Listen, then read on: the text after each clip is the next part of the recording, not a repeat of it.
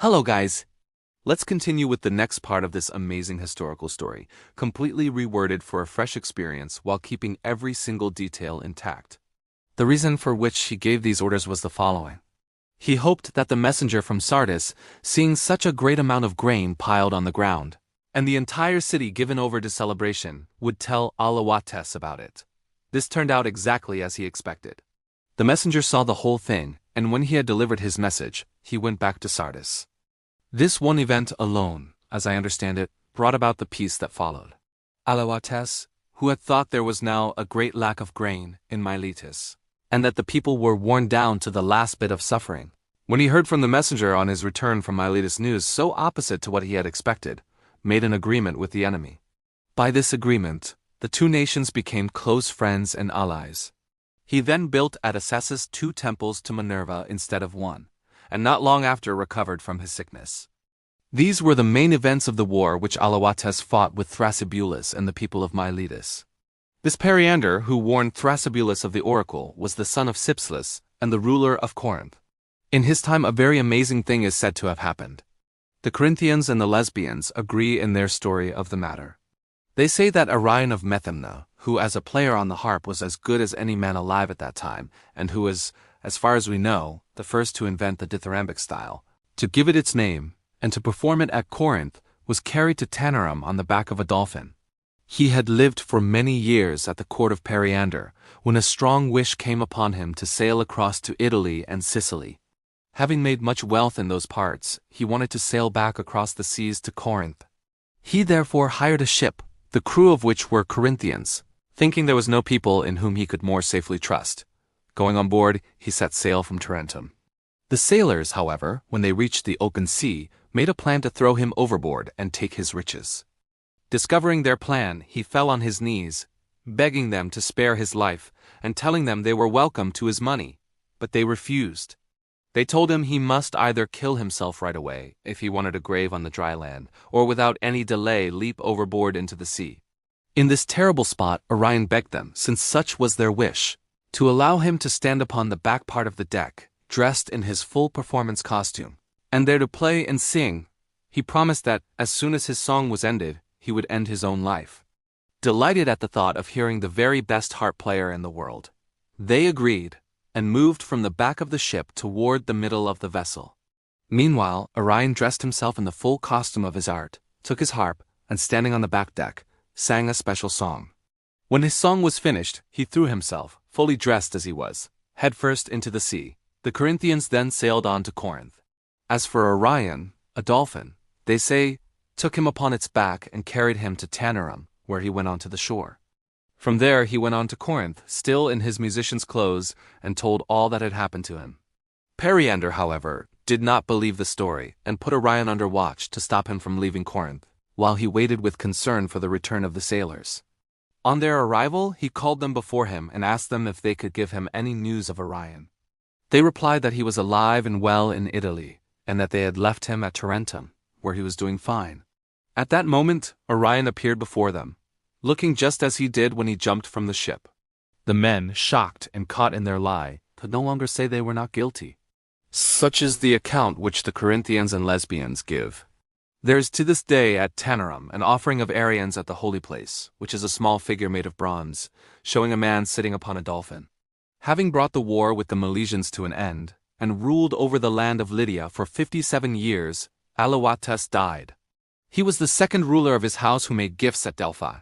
His gifts, which he sent when he got better from his sickness, were a great bowl of pure silver, with a stand made of steel worked in a very clever way, a piece which among all the gifts at Delphi is the best worth seeing. Croesus, the man from Chios, made it. He was the man who first invented the art of working patterns into steel. On the death of Alyattes, his son Croesus, who was 35 years old, took the throne. Of the Greek cities, Ephesus was the first that he attacked. The Ephesians, when he surrounded the place, made an offering of their city to the goddess Diana. They did this by stretching a rope from the town wall to the temple of the goddess, which was a distance of 7 furlongs from the ancient city, which was then surrounded by Croesus. They were, as I said, the first Greeks whom he attacked. Afterwards, on some reason or other, he made war in turn upon every Ionian and Aeolian state. Where such a complaint failed him, he would use some poor excuse. He would bring forward a serious complaint where he could. In this way he made himself ruler of all the Greek cities in Asia and forced them to become his paying subjects. After which, he began to think of building ships and attacking the people who lived on the islands. Everything had been prepared for this purpose when a man named Bias of Priene, or, as some say, Pittacus the Mytilenean, put a stop to the plan. The king had asked this person, who had lately arrived at Sardis, if there were any news from Greece. To which he answered, "Yes, sire, the islanders are gathering 10,000 horses, planning an attack against you and against your capital." Croesus, thinking he spoke truthfully, said, "Ah, might the gods put such a thought into their minds as to attack the sons of the Lydians with horses." "It seems, O king," the other replied, "that you greatly wish to catch the islanders on horseback upon the mainland. You know well what would come of it. But what do you think the islanders want more, now that they hear you are about to build ships and sail against them, than to catch the Lydians at sea and there get payback on them for the wrongs of their brothers on the mainland, whom you hold as slaves?" Croesus was pleased with the clever way he spoke. Thinking there was good sense in what was said, he gave up his shipbuilding and made a friendly agreement with the Ionians of the islands. Croesus afterwards, over the course of many years, brought under his power almost all the nations to the west of the Halys River. The Lycians and Cilicians alone continued free.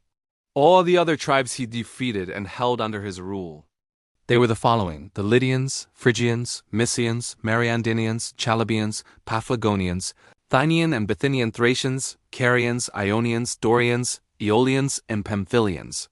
When all these lands had been added to the Lydian Empire, and the wealth of Sardis was now at its greatest, there came to that place, one after another, all the wise men of Greece living at the time, and among them Solon, the Athenian. He was traveling, having left Athens to be away for 10 years. At the request of the Athenians, he had made for them.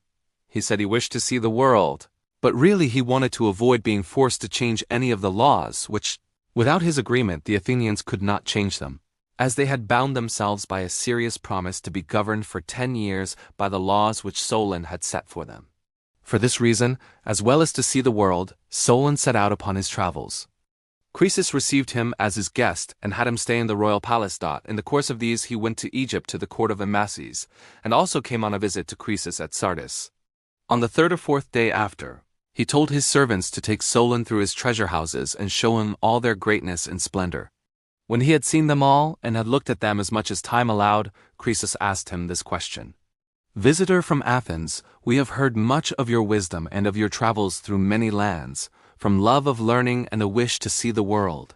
I am curious, therefore, to ask you, who, of all the men you have seen, do you think is the most fortunate?" He asked this because he thought himself the happiest of people. But Solon answered him without false praise, according to his true feelings. "Tellus of Athens, sire." Full of surprise at what he heard, Croesus asked sharply, "And why do you think Tellus most fortunate?" To which the other replied, "First, because his country was doing well in his days, and he himself had sons both handsome and good, and he lived to see children born to each of them, and these children all grew up. And further because, after a life spent in what our people see as comfort, his end was wonderfully glorious. In a battle between the Athenians and their neighbors near Eleusis, he came to help his countrymen, defeated the enemy, and died upon the field most bravely. The Athenians gave him a public funeral on the very spot where he fell, and paid him the highest respect. Thus did Solon advise Croesus by the example of Tellus, listing the many details of his good fortune. When he had finished, Croesus asked the second time who after Tellus seemed to him the most fortunate, expecting that at any rate he would be given the second place. "Cleobis and Beto," Solon answered. "They were of Argive race. Also this story is told of them. Their wealth was enough for their needs, and they were also given so much bodily strength that they had both won prizes at the games. There was a great festival in honor of the goddess Juno at Argos, to which their mother absolutely had to be taken in a cart. Now the oxen did not come home from the field in time. So the young men, afraid of being too late, put the yoke on their own necks, and themselves pulled the cart in which their mother rode. They pulled her for 45 furlongs and stopped before the temple. This deed of theirs was seen by the whole crowd of worshippers, and then their life ended in the best possible way. In this too God showed forth most clearly how much better a thing for a person death can be than life. For the Argive men who stood around the cart praised the great strength of the youth's dot, and the Argive women praised the mother who was blessed with such a pair of sons. And the mother herself, overjoyed at the deed and at the praise it had won, standing straight before the image, asked the goddess to give to Cleobis and Beto, the sons who had so greatly honored her, the highest blessing to which people can reach. Her prayer ended, they offered a sacrifice and took part in the holy meal, after which the two youths fell asleep in the temple. They never woke again, but so passed from the earth.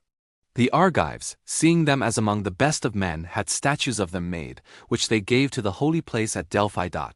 Thanks for watching this incredible journey through history. If you're enjoying these classic tales retold for today, don't forget to subscribe.